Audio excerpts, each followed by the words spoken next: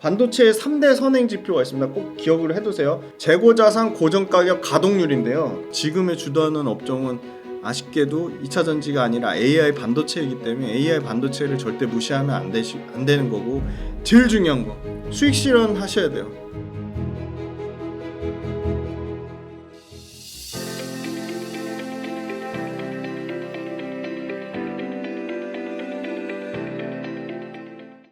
마지막으로 네. 뭐 반도체 또 뭐 AI랑 뗄 수 없잖아요. 네, 그렇죠.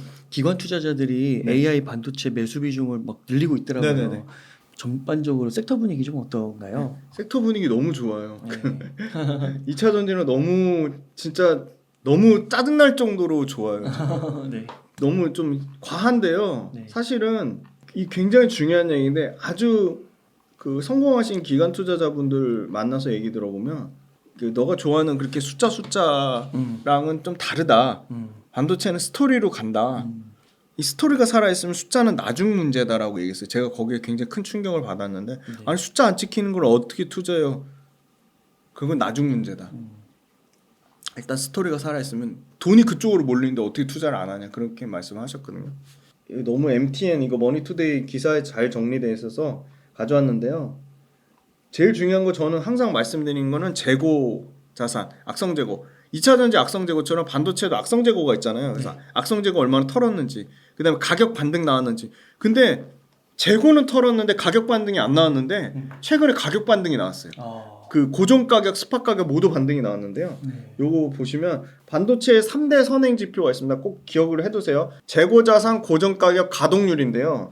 자, 첫 번째 재고 자산부터 먼저 말씀드리면, 삼성전자가 제일 덩치가 크고 무거운데 전년 동기 대비해서 1월 말 데이터 보면 10.6% 재고 자산이 감소했고요. 일단 두 자릿수를 찍었다는 거예요. SK 하이닉스는 더 감소했어요. 13.9% 감소했어요. 일단 재고 자산 줄었죠.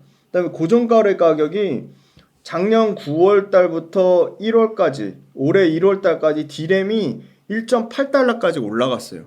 그럼 이게 몇 프로 올라간 거냐면요, 가격이 대략 20% 정도 올라갔어요. 꽤 올라간 겁니다. 낸드 같은 경우가 3.82달러에서 4.72달러로 올라갔는데요. 낸드도 대략 한 15% 정도 가격이 올라갔어요. 그러니까 디램, 낸드 모두 올라간 거죠. 그 다음에 세 번째 가동률인데요. 가동률이 작년 하반기에 70%인데 이거 같은 경우는 70% 중에 완전 최첨단 그 소위 말하는 3나노, 4나노 미세 공정은 50%도 안 됐거든요. 근데 제가 4나노는 엄청 많이 회복돼서 67, 8%까지 나왔고, 3나노는 개판이래요. 3나노는 50%도 안 된대요. 근데 3나노, 4나노만 있는 게 아니고 레거시 있잖아요.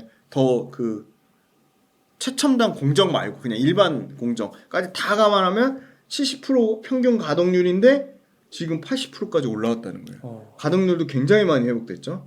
그 다음에 이제 그 수출 데이터 중에 디램보다 훨씬 속도가 늦은 게 낸드거든요. 근데 낸드가 지금 낸드 플래시 메모리 수출액이 작년 12월 달에 6억 2,348만 달러로 회복이 된 건데, 이게 올해 1월 달 기준으로 8억 5,756만 달러로 20% 넘게 올라왔어요. 그래서 저는 전체적인 수출 데이터가 엄청나게 늘어나고 있는데, 이것도 철저하게 쏠림 현상이 너무 크다. 100일 동안 저와 함께 하시죠. 돈 버는 주식 투자 기초부터 실전 완성까지 전부 알려드리겠습니다. 잘 오르는 기업을 찾는 것도 중요하지만 장기적으로는 기업의 펀더멘탈, 모멘텀, 차트, 수급, 이 핵심 4가지를 볼 줄 아셔야 됩니다. 그래서 지속적으로 우상향하는 수익을 얻는 것이 중요합니다. 이번 강의는 이러한 주식 투자의 기초를 다지고 스스로 성공하는 주식 투자 방식을 터득하는 데 큰 의미가 있습니다. 그 전체 반도체 중에 HBM 있잖아요. 네. HBM만 그냥 넘사벽일 정도로 HBM 시장만 대략 연평균, 이 요리란 데가 전문 시장 리서치 기관인데, 요리란 데가 2028년까지 HBM 시장만 연에 45% 성장한다고 보고요. 돈으로 치면 당장 올해 대략 12조에서 15조, 90억에서 100억 달러를 예상하고요. 28년까지는 240억 달러. 네. 그러니까 한 40조 이상 시장을 예상하는 거죠. 근데 전체 숫자로 보면 HBM 전체 D램에서는 수량량 자체로 보면 올해도 한 3%밖에 안 돼요. 그럼 28년도에 얼마 되냐? 6%밖에 안 돼요. 근데 왜 HBM 하냐면요. 가격이 상상을 초월하게 비싸요. 가격이 지금 HBM 매출이 비중 자체는 시장 전체에서 캐파가 4%밖에 안 돼도 일반 DDR4, DDR5보다 3배가 비싼 거예요, 가격이. 네. 3배가 비싸니까 조금만 팔아도 마진이 이거 HBM 팔면 마진이 엔비디아 마진 보시면 아실 거예요. 지금 HBM 이거 출하량이 28년까지 28 엑사비트로 늘어나거든요. 그럼 28 엑사비트가 작년 기준으로는 올해 기준으로 볼게요. 7 엑사비트니까 출하량도 Q도 4배 늘어나고요. 가격도 3배 이상 비싼데 그게 계속 가격이 비싸냐? 그건 또 아니에요. 출하량 가격은 계속 떨어져. 그래서 0.86 기가바이트 달러로 떨어지는데 0.86 기가바이트도 주류 D램 가격보다는 최소한 2배 이상 비싼 가격이에요. 여전히. 네. 가격이 엄청나게 떨어져도 2배 이상 비싼 거예요. 그러니까 PQ가 너무 좋은 거죠. 그러니까 PQ가 너무 좋은 거고 AI 전체 반도체 시장은 2027년까지는 HBM은 3배 성장하는 거고요. AI 전체 반도체 시장은 10배 커진다고 봐요. 그러면 2027년 기준으로 10배면 530조니까 530조면 거의 2차 전지 시장 맞먹는 규모인 거죠. AI 반도체 시장은. 근데 그러면 AI 반도체 하는데 AI 반도체에 관련돼서 중요한 거는 AI 반도체 하드웨어는 방금 말씀드린 D램이잖아요. 네. 근데 D램 우리나라 삼성전자랑 하이닉스가 생산을 하잖아요. 네. 심지어 하이닉스가 진짜 HBM 선빵 날려가지고 지금 HBM 시장의 50%를 장악하고 있거든요. 네. 그게 줄지가 않고요. 24년도 25년 되게 희망회로 돌리면 25년까지는 50% 점유율에서 꺾이지 않을 것 같아요. 네. 왜냐면 하이닉스 말고 삼성전자나 마이크론이 생각보다 HBM 쪽에서 약하거든요.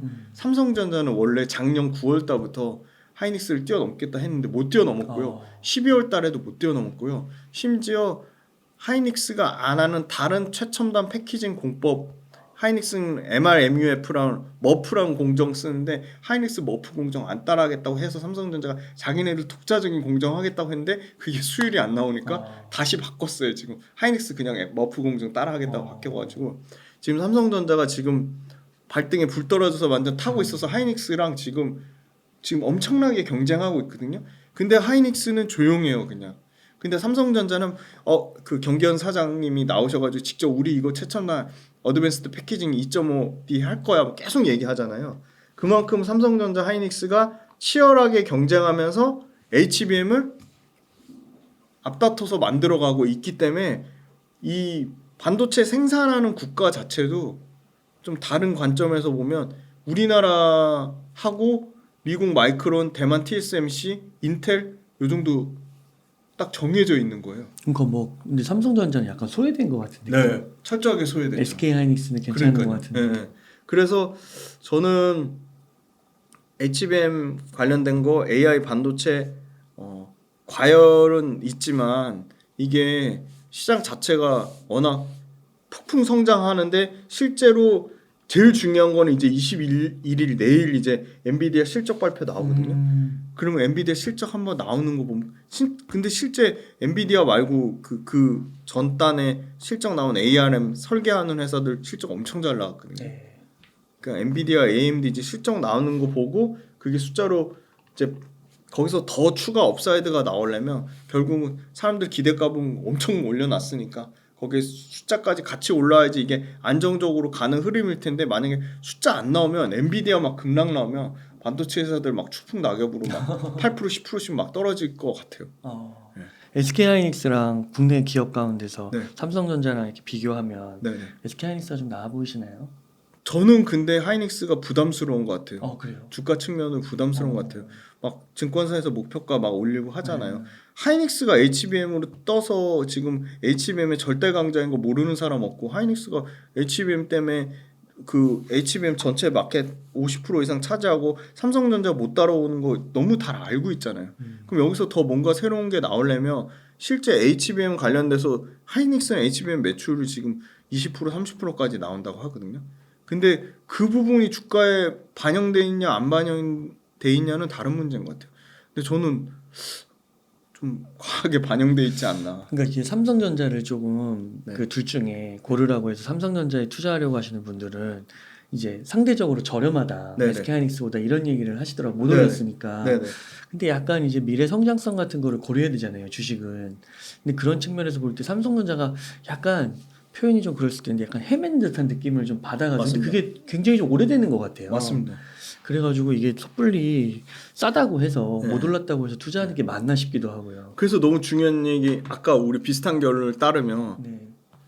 그 보세요. 아 엔캠 같은 거 너무 좋은 거 알겠는데 너무 비싸. 그럼 엔캠 팔아서 로봇 가듯이 하이닉스 좋은 거 알겠는데 너무 주가에 부담이 있어. 그러면 하이닉스 팔아서 하이닉스의 수혜도 받으면서 TSMC의 수혜도 받으면서 때로는 하이닉스 마이크론 수혜를 받으면서 때로는 하이닉스 삼성전자 같이 납품하는 회사들 그런 소부장 회사들로 투자하는 게 저는 훨씬 더 매력적이라고 봐요. 그런 게 있어요. 그렇죠. 그런 게 있습니다. 네. 네. 몇 개 중소기업을 가져와 봤는데요. 네. 네네. 감사합니다. 저는 STI라는 회사에 좀 주목하고 있는데요. 숨겨진 HBM 수혜주입니다. STI 같은 경우는요. 이제 원래는 이게 CCSS라고 해가지고 화학약품 중앙 공급 장치예요. 이게 뭐냐면 기술 진입 장벽이라기보다는 반도체 공장 만들 때 제일 먼저 세팅하는 거예요. 화학약품 중앙 공급 장치. 그래서 반도체 회사들이 인프라 투자한다 하면 이 화학약품 중앙 공급 장치부터 갖다 놓거든요. CCS. 근데 CCS가 최근에 메모리도 그렇고 디램도 그렇고 공장 캐파 오히려 감산했잖아요. 그러니까 기대감을 이 인프라 관련돼서는 아예 못 받았는데 이제 솔솔찮게 감산 조금 이제 중단하고 조금 캐펙스 늘려볼까 해서 삼성이 스타트 끄는 게 P4입니다. P4 공장 투자를 언제 하냐 상반기부터 이제 얘기가 다시 새로 나왔거든요. P4 나오면서 CCS를 아니나 다를까 공급 계약을 벌써 딱 맺은 거예요. 769억. 769억이 중요한 게 아니라 CCS로 딱 공급 계약 맺었다는 게 중요한 거거든요. 근데 이 회사가 CCS가 끝이 아니라 고대형 메모리 반도체에 관련된 리플로우란 장비를 납품하는데 리플로우가 뭐냐면 어려운 게 아니고 HBM 내부에 이 HBM이라는 거는 메모리 이렇게 높게 쌓는 거거든요. 그 메모리와 메모리 사이를 접합하는 데 쓰는 게 HBM 리플로우거든요. 근데 HBM 리플로우가 심지어 매출이 100억도 안 되는 게 작년에 거의 170억 찍었고 올해 380억에서 400억 정도 매출 찍는 거거든요. 근데 이게 하이닉스에 당연히 들어가고요. 하이닉스 2020년도 HBM3 딱 초창기부터 딱 이제 들어갔어요. 그러니까 HBM3 때 들어가니까 이 리플로우 장비가 HBM3의 업그레이드 버전 3.2 때도 이제 받기로 한 거죠. 그러니까 매출이 그 아까 말씀드린 화학 중앙약품 공급 장치 그거는 막 3천억대 막 3,500억대 4천억대 이렇게 전체 매출 차지하는 건데 그거는 아예 기대감이 없다가 이제 750억씩 막 그 실제 신규 수주 받는 거고 그게 안정적인 캐시카우고 매출의 80%고 근데 매출이 20%도 안 되는 이 HBM 리플로우 장비가 하이닉스발로 매출이 2배씩 막 늘어나고 있거든요. 네. 150억에서 300억 이제 내년에는 뭐 500억 뭐 700억 이렇게 가는 그림이거든요. 근데 그 HBM 리플로우 같은 경우는 거의 하이닉스의 얘네 거의 독점이에요. 그러니까 별다른 특별한 경쟁사가 없어요. 그리고 두 번째는 아까 CCS가 오늘 나온 기사인데 오늘 오전에 나온 기사인데 2차 전지 공정에도 이 중앙화학약품 공급 장치가 필요해요. 그래서 반도체하고 디스플레이 쪽에만 납품하는 이 CCS 장비를 오늘 나온 기사에 2차 전지 업체로 공급이 처음 스타트 끊었어요. 그럼 그게 끝이 아니겠죠. 이제 2차 전지 업체 쪽으로도 CCS가 계속 이제 공급이 추가적으로 계속 나올 거예요. 네. 그래서 봤더니 이 회사가 연간으로는 밸류가 진짜 싸요. 올해 보니까 한 4,600억에서 한 4,800억 매출 나오는 그림에 영업이익이 작년에 한 200억대였다면 지금 500억대까지 영업이익 늘어나는 구조거든요. 근데 그 영업이익 늘어나는데 영업이익의 질이 좋아지는 게 HBM 리플로우 장비 때문에 그래요. HBM 리플로우 장비랑 세정 장비랑 웹 시스템이라는 세정 장비가 늘어나는데 그거 두 개가 CCS는 마진율이요 8% 막 이렇거든요. 7% 이렇거든요. 괜찮네. 낮은 편인 거예요. 낮은 네. 편이에요. 근데 H맨 리플로 2차전지 1% 듣다가 그쵸. 맞아요. 2차 전지에 비하면 어마어마하게 좋은 마진인 거죠. 그래서 심지어 반도체 장비 회사들 2차 전지 장비를 무시한대요. 네. 마진이 너무 나쁘니까. 근데 이 리플로우 장비는 마진이 얼마나 27%래요. 와. 3배.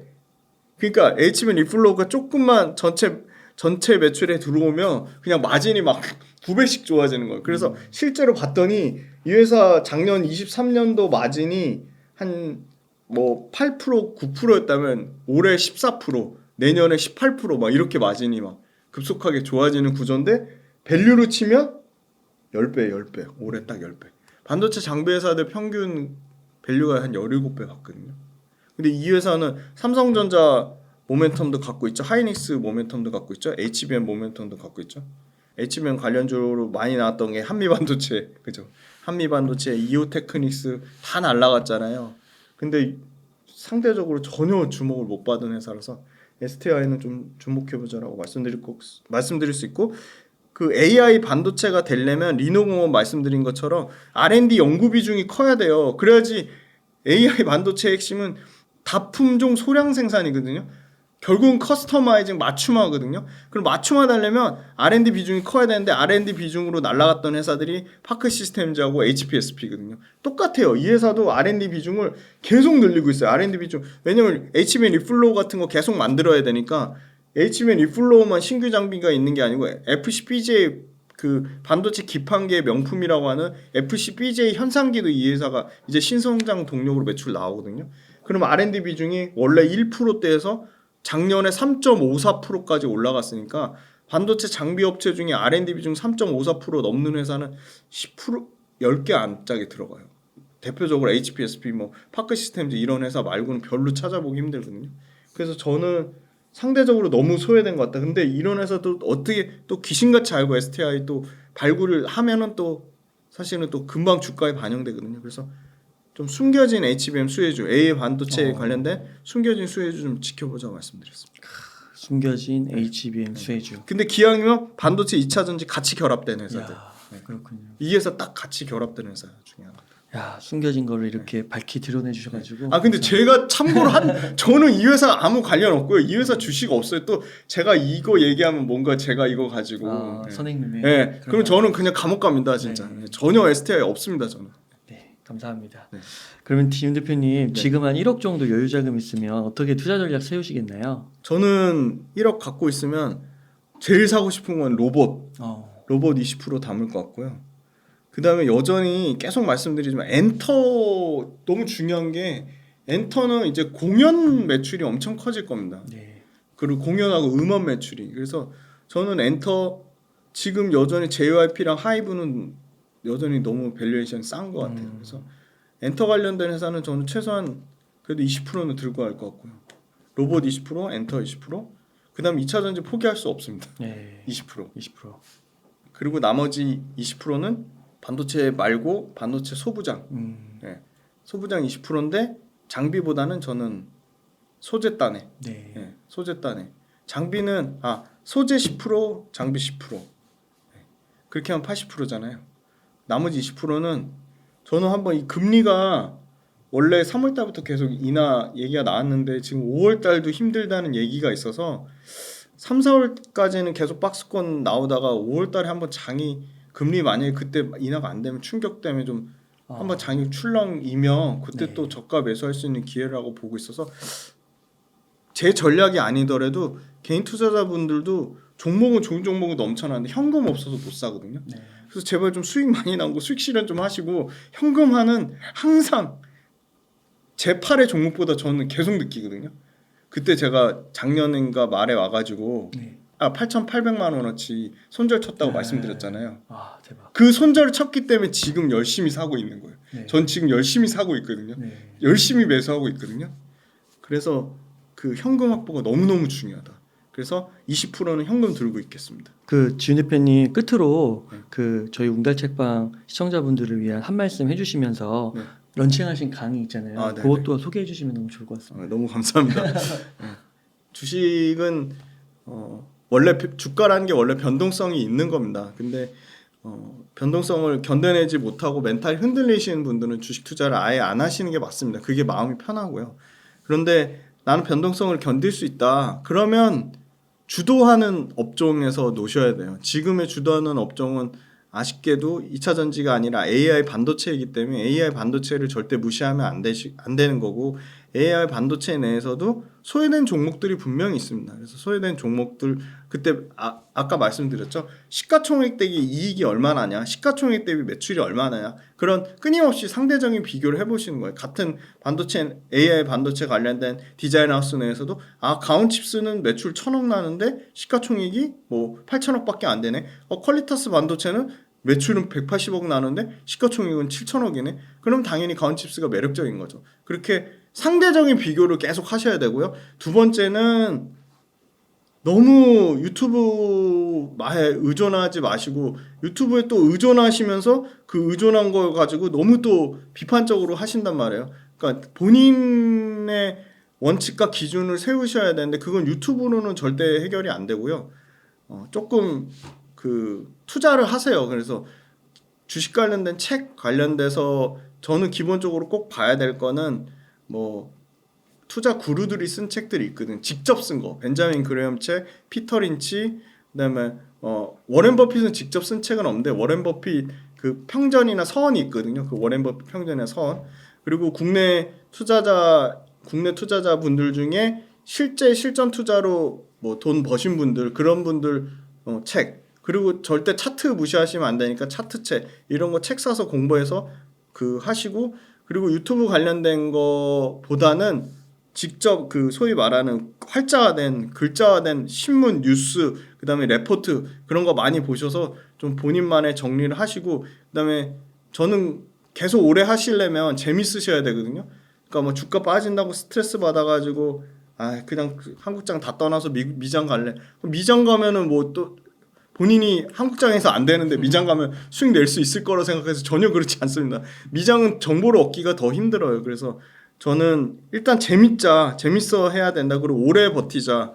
오래 버티려면 본인만의 원칙과 기준이 있어야 된다. 꼭 그걸 명심하시고 유튜브에 나오는 내용은 참고만 하자. 그리고 주식 투자는 낙관적이지는 않지만 긍정적이셔야지 돈을 버실 수가 있어요. 그리고 제일 중요한 거 현금화, 그러니까 소위 말하는 수익 실현 하셔야 돼요. 대부분 다 껄무세요. 내가 이거 1,000만 원 넣었으면 이거 3,000만 원 버는 건데, 내가 이거 500만 원만 넣었으면 20만 원 손실을 내고 끝내는 건데 5억 넣어가지고 2천만 원 손실만 해. 이렇게 껄무새 되지 마시고 그냥 수익 나면 수익 실현하시고, 내가 생각한 목표가가 되면 그냥 기계적으로 파세요. 그리고 내가 생각한 게 틀렸으면 과감하게 손절 치실 줄도 알아야 돼. 그거 너무너무 중요합니다. 네, 그래서 이 5가지 원칙 꼭 중요하게 생각해 주시고, 2차 전지가 됐든 반도체가 됐든 웅달에서 제일 자세하고 제일 디테일하게 업데이트 해드리니까 이거 보고 한 번 듣고 그냥 들었네, 반도체 AI 반도체 좋겠네, 2차 전지 회복되겠네, 이렇게 하지 마시고 적고 본인만의 그 정리 노트로 꼭 기록을 해두셨으면 좋겠습니다. 그리고 저는 이제 감사하게도 많은 분들이 이 생 기초 관련된 강의를 좀 만들어 달라고 요청하시고, 또 이렇게 좋은 기회에 완전 생 기초 강의, 완전 초보, 뭐 HTS 뭐 봐야 되고, HTS 설정 어떻게 해야 되고, 그 다음에 기본 개념, 아예 개념 모르시는 분들도 너무 많더라고요. 기본 개념, 재무제표 뭘 봐야 돼요, 아니면 모멘텀 어떻게 체크해요, 외국인 기관 수급 어떻게 체크해요, 그리고 산업은 어떤 산업을 봐야 돼요, 어떤 산업이 중요해요, 차트는 어떻게 봐야 돼요, 그런 모든 주식투자 A부터 Z까지 완전 생 기초 과정을 만들었습니다. 그래서 저는 이제 강의하는 것, 저도 할 거면 제대로 하자는 주의에서 너무 부담되고 강의에 대한 엄청난 부담감도 가지고 있고, 강의 때문에 너무 스트레스 받지만 이 강의를 통해서 김지윤의 훈훈한 주식 구독자분들이랑 웅달 구독자분들이 강의를 통해서 뭔가 많이 기대된다 그렇게 얘기해 주셔서,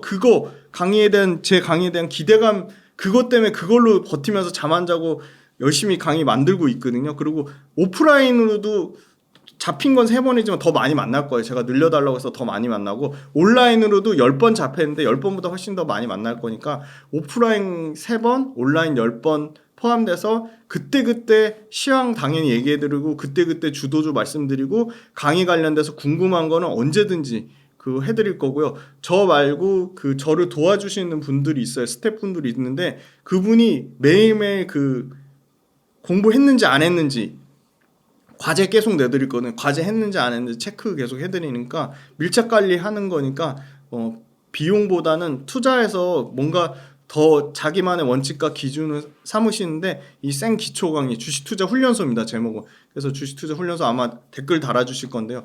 이 주식투자 훈련소 강의도 많이 관심 가져주시고 주식 때문에 스트레스 받지 말고 즐겁고 오래오래 재밌게 했으면 좋겠고 그러려면 수익 실현을 하셔야 되고 본인만의 원칙과 기준을 꼭 세우셔야 됩니다. 아, 네. 좋은 강의 만드시느라 애쓰셔서 잠을 못 자요. 잠을 못 잘 네네. 정도로 너무 스트레스. 그래서 꼭 그 댓글에 남기도록 하겠으니까 관심 있는 분들은 한 번씩 꼭 참고하시면 너무 좋을 것 같고 또 오늘 무엇보다도 이렇게 2차 전지 뭐 반도체 로봇 할 것 없이 귀한 인사이트 마구마구 나눠주셔서 감사의 말씀드립니다. 감사합니다. 그럼 오늘 한 요 정도에서 오늘 네네. 인터뷰 마무리하도록 하겠습니다. 이렇게 해서 김지훈 대표님을 모시고 이야기를 나눠봤습니다. 긴 시간 동안 유익한 사이트 많이 나눠주셔서 감사의 말씀드립니다. 오늘 고생 많으셨습니다. 감사합니다.